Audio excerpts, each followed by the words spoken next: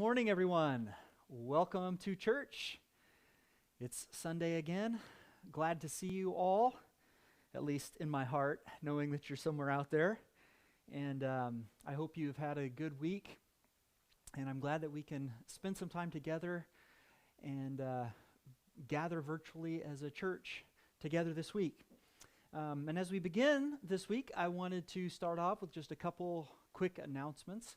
The first thing that I wanted to let you know, some of you have asked in the past if we had anything that we could write down to describe sort of our plan as a church with regathering and as we look forward to eventually being able to gather again.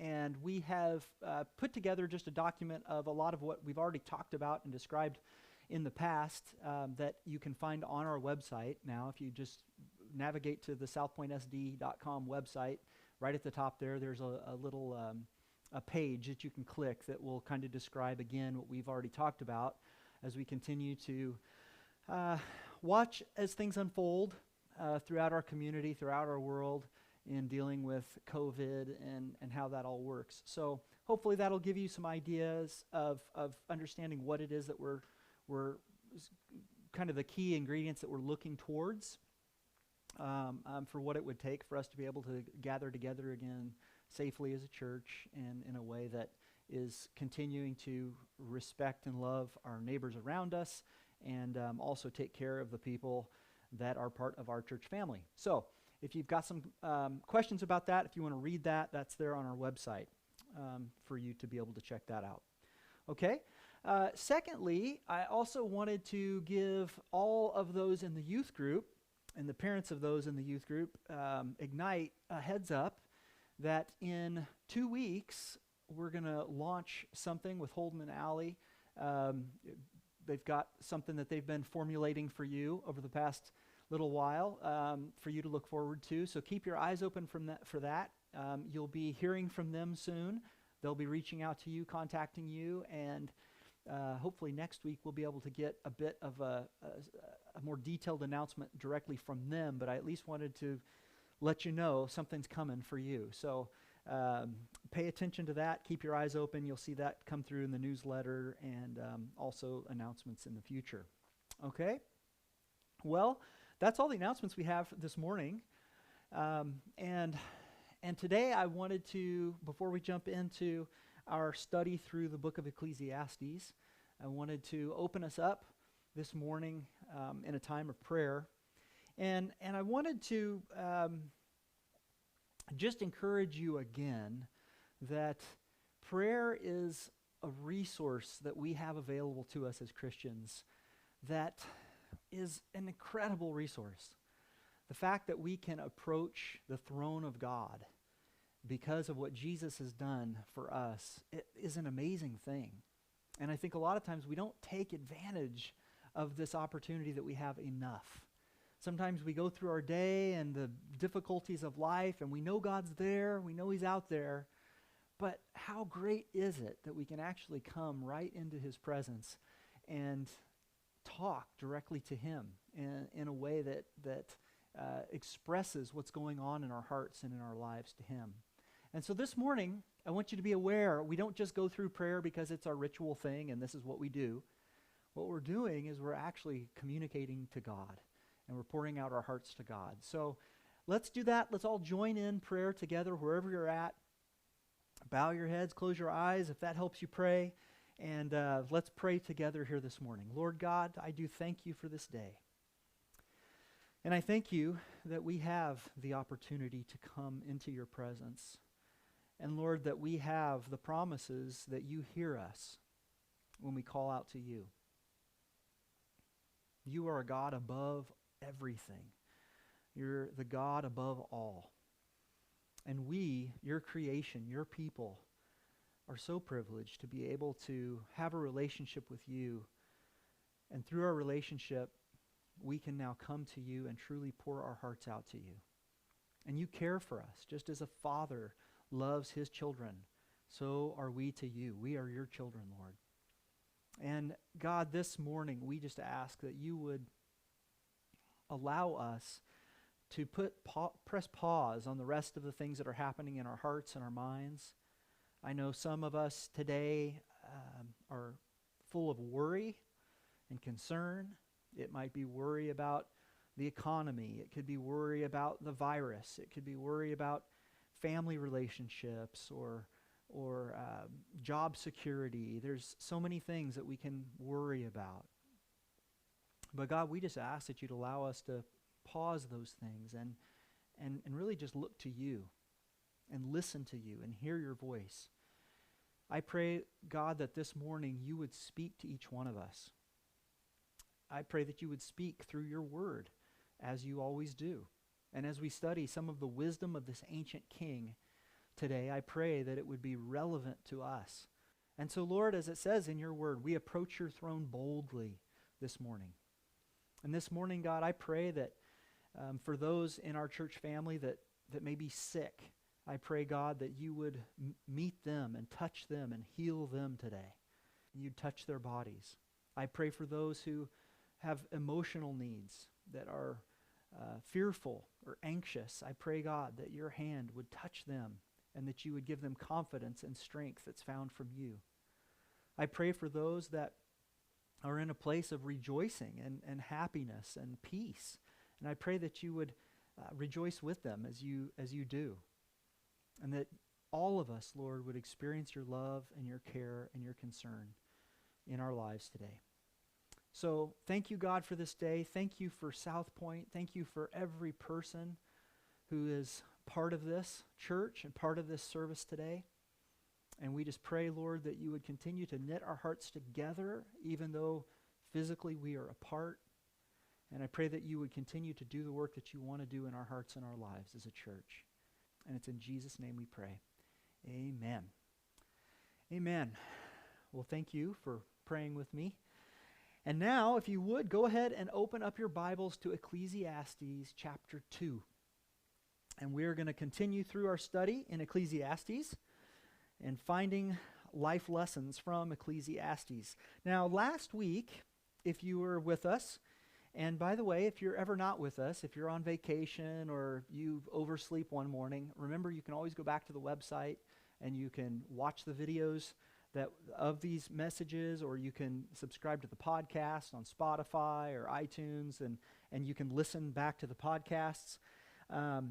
And you can always catch back up. Or if there's something that really speaks to you and you need to hear it again, listen to it again. Listen to it over and over if you want to study this out and get it deep in your heart. But last week, we talked about leaving a legacy. And we talked about how Solomon went through that process of trying to figure out, what was it like to leave the results of all of his hard work to somebody else. And we found, like many of the other things in this book, that to him it was just vanity. What would it be like to leave this to someone else? Because who knows how they're going to handle things. And Solomon wisely said, they're not going to do it the way I did it. And here I've spent my life on it and I have to leave it to somebody else. That's just vain. That's vanity. And in fact, we saw last week that it bothered him so much, even with all of his abundance, all of his wealth, all of his knowledge, all of his wisdom, he still, at the end of it, said, I hate life. I hate life because I can't leave anything that's really, really, really going to matter forever and ever and ever. And he literally said he hated life. Well, today, he doesn't give up on that. He doesn't just say, I hate life, that's the end of the book. No, he's continuing to pursue finding something that will give him meaning and will give him purpose and will answer those big questions of life. And so today he shifts just a little bit to ask the question about the work itself. So last week he said, well, at the end of all my work, I get these results, this inheritance that I'll have for somebody else, but then I give it to them and I don't know what they do with it. Well, that doesn't give me any purpose. But what about not the result of my work, but what about the work itself? What if maybe I can find meaning and purpose as I'm doing the work, not just the fruit of the work? Can I find satisfaction in the process instead of the product? All right, and so that's where we're going to pick up here today in Ecclesiastes chapter 2. We start in verse 22. Here's what it says. What has a man from all the toil? That's another word for work and the struggle of work. What has a man from all the toil and striving of heart with which he toils beneath the sun? For all his days are full of sorrow, and his work is a vexation. Even in the night his heart does not rest. This also is vanity. Now he's talking about toil. Now when we think about this and we think about work, generally our minds shift straight to our jobs. Okay? Or if you're a student, you're thinking about homework. You're thinking about things that are assigned to you. If you don't work outside of the home, you begin to think about all of your to-do list that you have around the house, the errands to run and the things to manage and take care of. Now, that's probably a little different than the preacher, Solomon, here was probably thinking, right? Because as we remember, as it tells us in chapter 1, verse 1, the preacher was the son of David, king in Jerusalem. He was the king. He didn't have an employer or a boss. He was the boss. So he wasn't just talking about a job or not just looking at a job. He was exploring the value of all types of work in our lives, not just the things that we get a paycheck for. And that's the toil that he's referring to, all the things that require us to expend effort, to work. And he's asking that question, what do we get from it? What is it? Because our days are full of sorrow and work is a vexation. It even keeps us up. What am I going to have to show for this entire life's worth of work and struggle? You ever ask yourself that? Do you ever get to the end of a day and you're like, what is this all worth? I'm just emptying myself. What's the point? Is there anything to be gained by it? And as he says there in verse 23, it's true. In life and in work, there is a great deal of sorrow. Work really is vexing. You might not even know what that word means. What does it mean? It's a vexation. It means it's something that torments us. It disturbs us. It distresses us. It vexes us. In fact, he says there, it can even keep us from sleeping at night. And we know in our world, we've been taught that hard work pays off, that there is some purpose to it, right? We're encouraged to invest our blood, sweat, and tears into something. Throw yourself into your work, and eventually you'll find the reward. There's something there. And for many of us, we do chase after a job that will allow us to get this bigger and better payoff at the end. But what we also learn is many times the higher the pay, the higher the stress. And that's what he refers to. He says that's why this stress keeps us up at night. You can have a job that won't even let you sleep at night. You're trying to figure out the problems and deal with the issues and all of that. And like so many of the other things that Solomon experimented with, he concluded that this is just vanity. Now, we've got to get a little bit of a biblical understanding of work to really dig through this a little bit.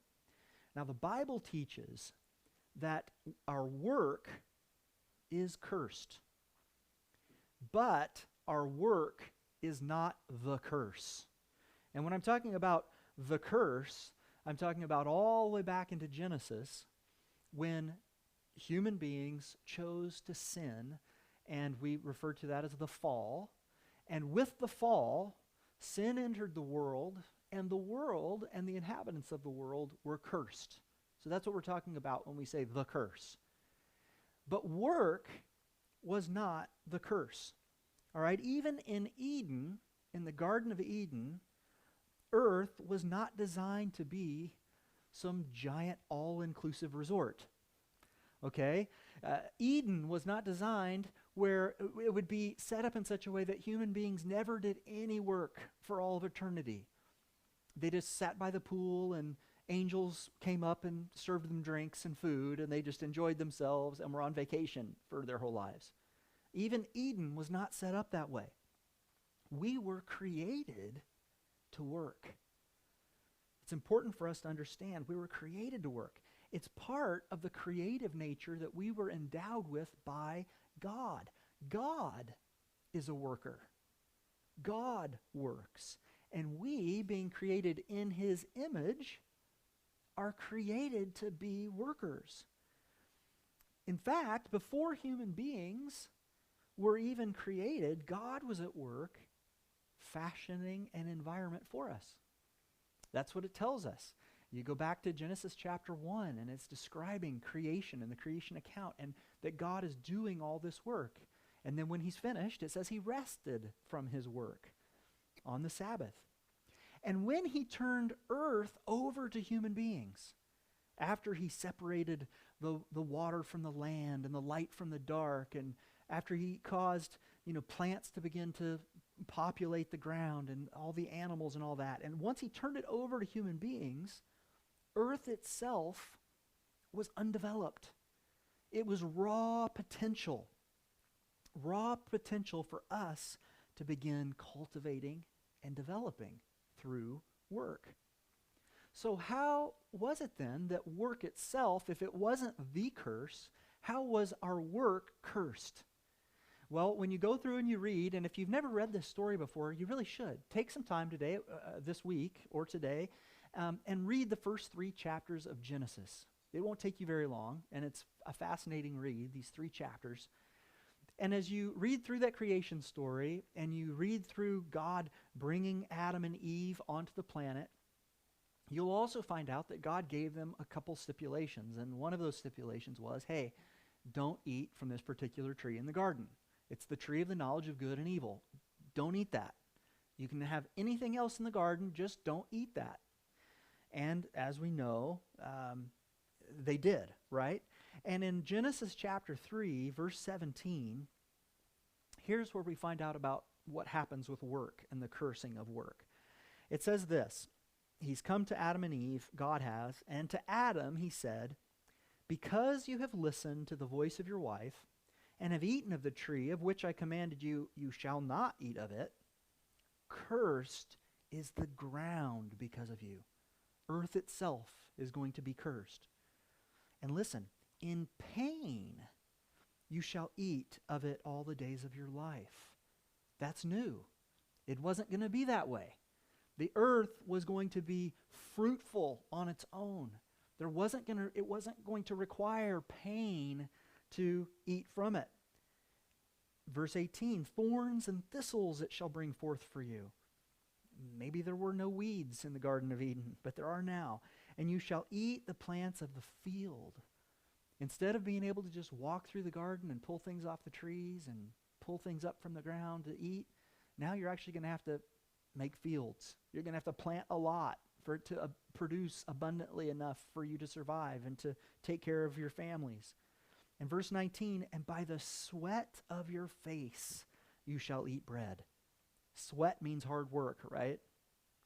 That's how you're going to eat it until you return to the ground, for out of it you were taken, for you are dust, and to dust you shall return.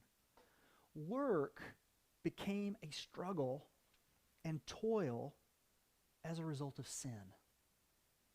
That's why work is toil. Sin twisted creation, but it didn't eliminate work.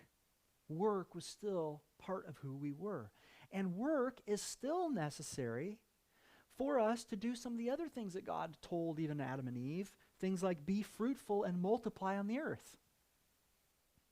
Throughout the earth, that work is still necessary. And that's even what he begins to refer to in Ecclesiastes 2. Look at the beginning there of verse 24.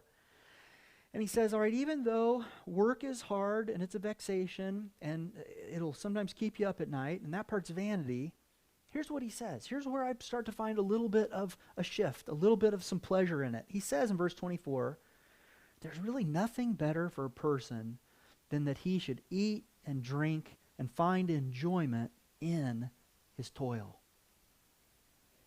Eat and drink and find pleasure in whatever work you do. Now, this is a metaphor, okay? When he's saying you should eat and drink and find joy, he doesn't mean literally with food and drink and that. He's just saying in whatever it is that you do and whatever the produce is from your work, try to find joy in the process. Okay? Now, even though it is metaphorical, its literal use, I think, illustrates this really well. Think of it this way. Here's a question for you. Is eating a job or a joy for you? Is it a job or a joy? Now, for some of you might say, well, it depends on what I'm eating. When I was a kid, I really didn't want to eat vegetables, and I would sometimes refuse to eat vegetables. But I was raised by a father who was, some might go as far to say slightly stubborn. And I also was more than slightly stubborn as a little kid. And I would sit at the dinner table refusing to eat my vegetables, and my dad would sit at the table with me and refuse to not let me eat my vegetables and tell me, no, you're going to eat these vegetables. So much that we would sit there going back and forth, back and forth.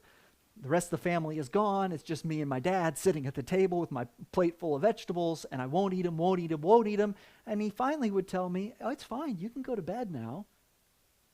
But in the morning when I would get up, the first thing that I would have in front of me to eat, those vegetables. Okay, so that wasn't necessarily a joy, but that's part of it. Well, what about for you? Is eating a joy or a job?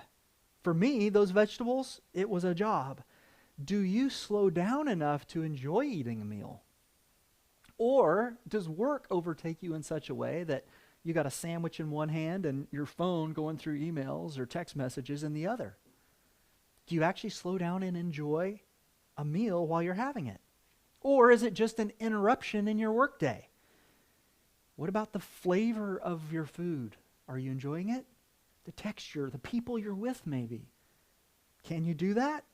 I've had to learn to do it. I used to just kind of inhale my food and view it as an interruption in my day. I used to even joke about, I just wish they just had a complete nutrition pill that you didn't have to stop to eat. You just pop the pill and you keep on going, right?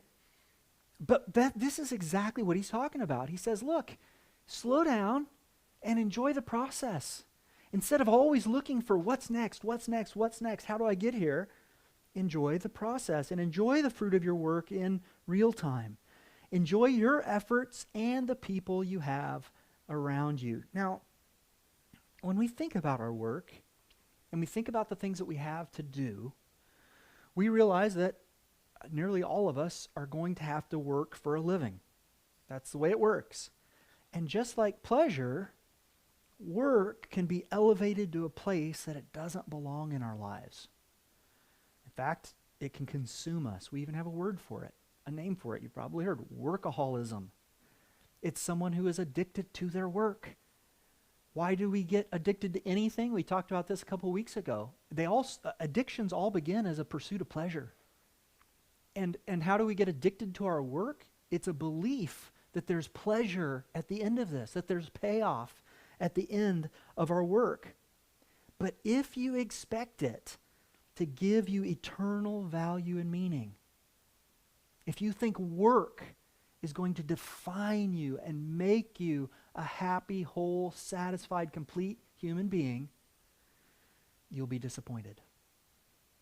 And it's not just because you had the wrong job. Meaning is found in our relationship with God and with others. That's how we're created. We are created to work. But that's not where we're going to find our deep meaning. And Solomon had a kind of a vague sense of that truth, yet still without the enlightenment of the Holy Spirit. And that's what we see in the end of verse 24, because here's what he says. Let's go back to the beginning. He says, there's nothing better for a person than that he should eat and drink, find enjoyment in all his toil. And then here's the part we haven't read yet. This also I saw is from the hand of God. For apart from him, who can eat or who can have enjoyment? It's from the hand of God. Fulfillment, satisfaction, meaning comes from the hand of God. And God is the one who allows us to even find enjoyment in our work. That's where it comes from. And apart from him, we lose our way, no matter how successful we become in our work, how much we complete, how much we produce. If it's apart from God, we're going to lose our way. Jesus taught it like this. He tells a parable in Luke chapter 12, describing this very well. Here's what it says. And he told them a parable saying, the land of a rich man produced plentifully. Okay, he's very successful in his work.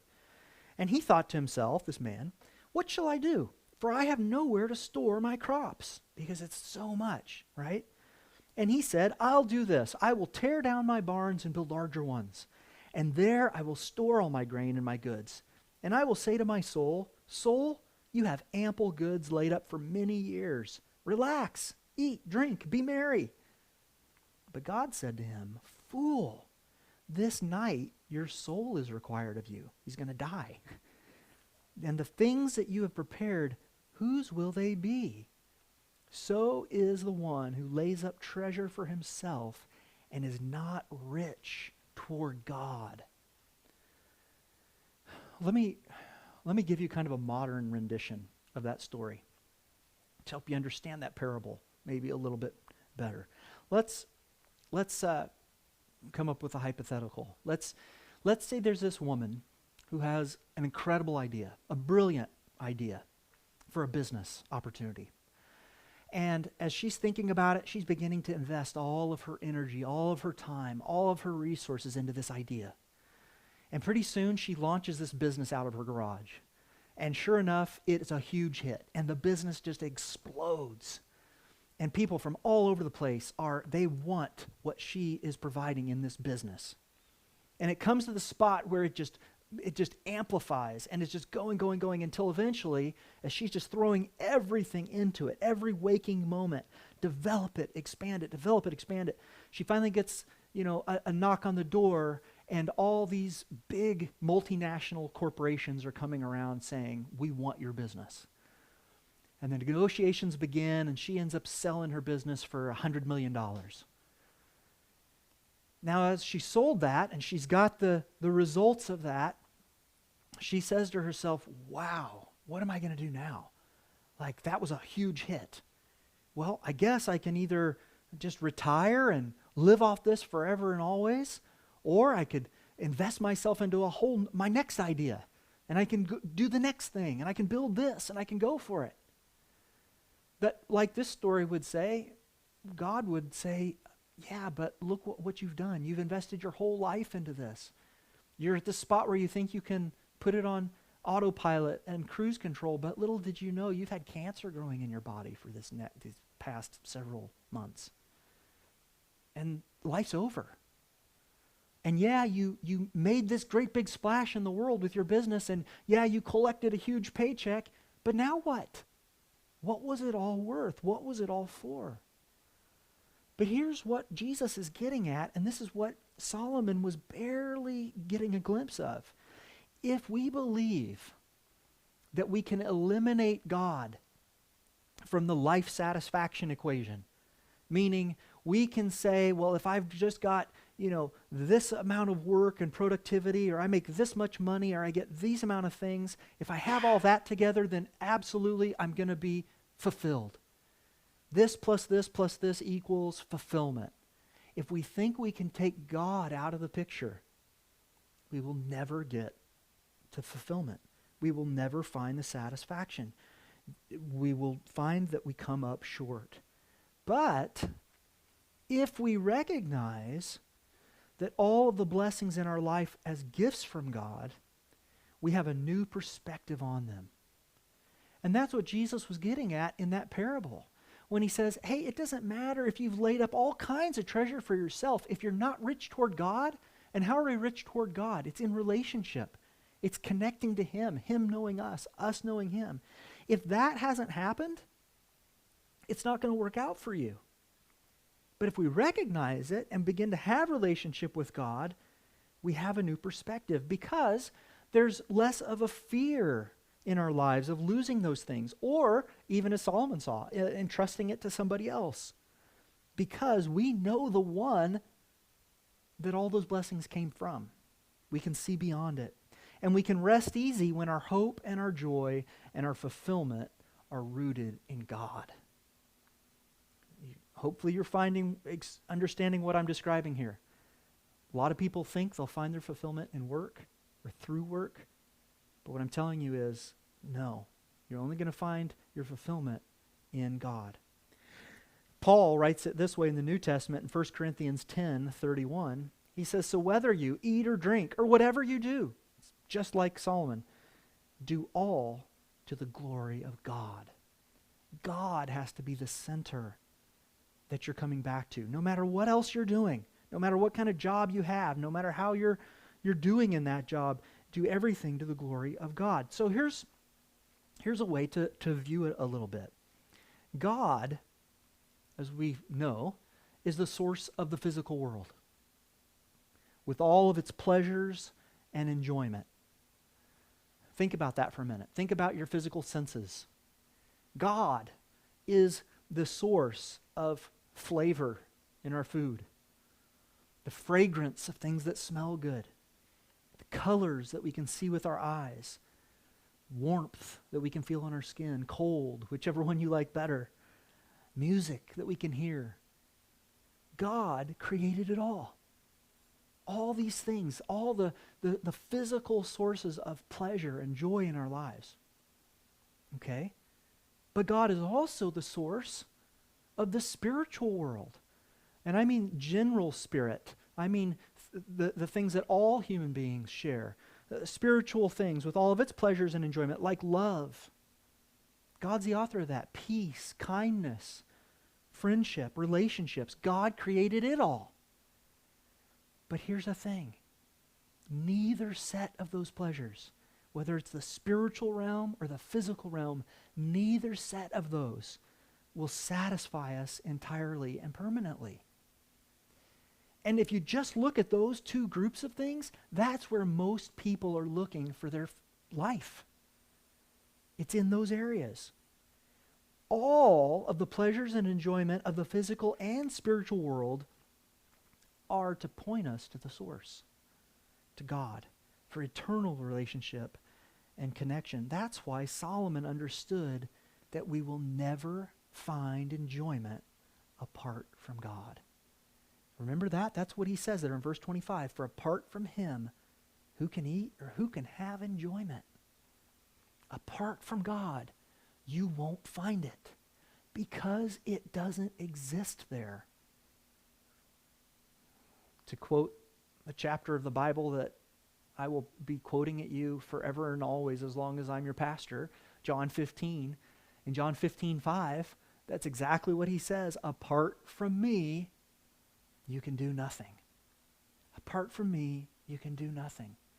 And that includes finding fulfillment in life. And this is where an earthly worldview is very different than a Christian one. Not everyone sees things this way, because we're taught by the world around us that we are the masters of our own destiny. Okay? Especially in the developed Western world. All right? In the world that we live in, we have many, many advantages that a lot of other people in the rest of the world don't have. And we have been afforded some incredible privileges living in this country and being part of this economy that have told us we've had access to education and access to opportunities to do things that a lot of people in the history of the world haven't had access to. And we know that with a lot of work and effort, in many cases, we truly can find a lot of the worldly pleasures of life coming our way. We've got a lot of freedom for that. And we're taught by that type of a world that we are masters of our own destiny. And to some degree, that's true. But to say that you're the master of your destiny, that's a lie. It's a lie. God is the master of all things. And when we try to create permanent meaning from our own efforts, we're going to fail. God is sovereign. And we receive deep joy and peace when we're submitted to his lordship over our lives. That's where it's found. I'll tell you this, just personally. When I look back on my life, I know that the greatest seasons of my life have been when I am most in harmony with God. When my relationship with God is the best, my relationship with everything else is the best.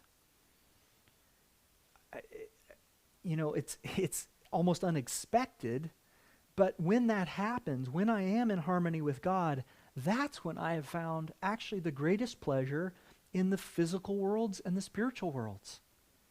That's when I can truly enjoy those other things that God has given as good gifts to us to enjoy. I'm enjoying both those things, but I'm not chasing after either of them. I'm not chasing the gifts, I'm following the giver. That's important. That's important. Because so many of our neighbors, our coworkers, our fellow classmates, they're going to spend their lives chasing after a thing, whatever it is. For some people, it might just be a relationship. It might not be a result of work. It may be they're working toward a relationship. It might be, the girl who says, if I could just find Mr. Right, if I can just find my soulmate, I'll be fulfilled.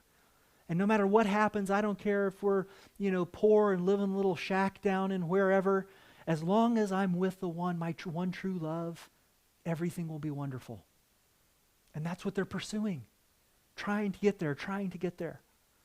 It may look very different than that. It might be the up-and-coming executive at some business that just thinks, hey, if I could just make it to a partner in this company, then I'll have the paycheck I've been looking for, I'll have the authority that I want, I'll have the influence throughout my industry that I need, and then I'll have made it. And they're chasing that whole thing. It can look very, very differently. But when we're trying to create that permanent meaning on our own, we're not going to find it. We're not going to get there. It's never going to happen that way. And that's what he alludes to in verse 26, the last verse that we're going to look at here today. And here's what he says in verse 26. He says, "For to the one who pleases him, God has given wisdom and knowledge and joy. But to the sinner, he's given the business of gathering and collecting only to give to one who pleases God. This also is vanity and a striving after wind." Now this verse is a little bit confusing to understand. And you might think that what Solomon is saying is that, the one who pleases God, everything good comes to him. And the one who doesn't please God, the sinner, everything bad happens to him. Well, that was kind of Solomon's life, but we know that's not completely the way things work. But I think if you dig a little deeper, you can understand what he's saying here. What he's distinguishing is the difference between those who are pursuing him, that's the one who pleases him, it says in verse 26, versus those who reject God, the sinners. And the difference that you'll notice here is found there in that first part of the sentence. The difference is the joy. Joy comes to those who please God. And that is what is missing in those who are the sinners. Because we know this. We know that both the one who pleases God and the one who's a sinner, we all have a life of hard work and gathering and collecting and then giving it to the future generations. That's what he looked at last week. He says it doesn't matter what happens. It doesn't matter who you are. It doesn't matter how well you lived and the decisions you make. Ultimately, whatever you have on this planet is going to be given to somebody else. It's going to be given to somebody who follows after you when you die. But the difference is that there's a difference for those who can find joy in the process and hope in life after death. So what is the life lesson that we find in this passage here today about the vanity of our toil? The life lesson is this: work is meaningful, no matter what kind of work you're doing. All the work of our life, work is meaningful when it's anchored in our relationship to God. That's Solomon's ultimate conclusion here. He says, apart from God, it's never going to play out the way you want it to. But with God at the center, now you can start finding joy in the process. You can also find joy in the product if God is at the center. God allows you to enjoy those things. That's how it is set up. In the middle of the toil, we can find contentment when we look for it in God. And we've got to find meaning of life beyond our work on earth. Listen to Philippians 4:11-13. It describes this way about our contentment. He says, I have learned in whatever situation I am to be content. This is Paul writing this from prison, by the way. I've found out how to be content. I know how to be brought low, and I know how to abound. In any and every circumstance, I have learned the secret of facing plenty and hunger, abundance and need. Here's what it is, and this is a verse that's used out of context all the time. You may not realize this is where it comes from, but he says, I can do all things. What things? He just talked about it. Have a lot, have a little. Be successful, be unsuccessful. Try, fail. I can do all things through him who strengthens me. It's in God I can find contentment no matter what's happening around me. It's in Jesus that we find the resources for enjoyment in this life. So why is it important that we study this today? Well, because as many of us know, discontentment is common in us. And I think that most of us would confess that we bounce back and forth. Even when we're finding our hope and our joy in God, we're still finding times where we lose sight of that. And when things go wrong, we start feeling discontent or worried or upset, and we bounce back and forth. It's very easy for us to lose sight of God in the middle of our toil. Life is, as Solomon says, it is full of sorrow and vexation and stress for both the sinner and the saint. Our advantage as believers is that we aren't doomed to stay in that place. And we're invited to have joy and hope. This is who, my prayer for us, that's who I want us to become. As a church, as the people of God, as those who follow after Christ, we should be, and we can be, those people that are full of joy and peace and contentment, that have found purpose and meaning beyond even the work that we do. Well, how do we do it? We get serious about pursuing God. That's how. It is sometimes easier for everyone, for me, absolutely. It's sometimes easier to throw ourselves into our work than it is to throw ourselves into our relationship with God. It's easy to just get focused on one thing and go for it, go for it, go for it. It's sometimes easier to get up and, in this case now, log onto the computer and start our workday than it is to say, I'm going to get up and I'm going to pursue God. I'm going to spend a little time in prayer. Man, it's so much easier to just read the news instead of read the Bible. That's the way it works. But we've got to get serious about pursuing God. How do you do that? Well, you know those ways. Read your Bible. This is the Word of God. We believe it. We talk about it. Do we read it? Do you read it? Grow your prayer life. How do you do that? By praying. That's how you get better at prayer, by praying. Talk about things of God with other people. Begin having dialogues where lots of things are all surrounding the work of God in your life and the work of God in the world. Make the worship of Jesus a priority in your life. And guys, I know that I'm speaking to a group of people that are doing this. And if you are doing this already, if you're doing these things, keep up the good work. And if you're like, but Pastor Brett, I've been reading the Bible, I've been praying, I've been talking about God, and I still don't feel that peace, and you're on the right track. Push in. As your relationship with God grows, He's going to bring that contentment into your life. And you're going to be just like Paul, who can say, in every situation, I've learned how to be content. When we do that, when we pursue him, when he is the center of who we are, I believe that we're going to find the purpose and the satisfaction that we want to see, and it's going to begin to seep into every aspect of our life. Well, that's our study for this morning, and with it, let's close in a word of prayer.